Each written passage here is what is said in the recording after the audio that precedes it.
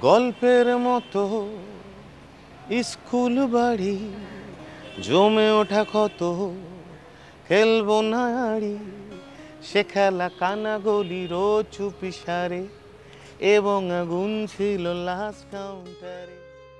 আমার স্কুল, আমার কলেজ, আমার বেড়ে ওঠা, আমার গলিপথ, রাস্তায় জলজমা আর ছাদে ক্রিকেট, এই সব কিছু নিয়ে আমি আসছি এই সময় অনলাইনে। গায়ক হব প্ল্যানে ছিল না, হয়ে গেছে। এটার পুরো সর্বনাশের কারণ হচ্ছে ঋতুপর্ণ ঘোষ। ফলে আমি একটু গান গাই, একটু অ্যাক্টিং করি, একটু পরিচালনা করি। তো কলকাতায় না অনেক কিছু না করলে আর কিছু হয়ে ওঠা যায় না।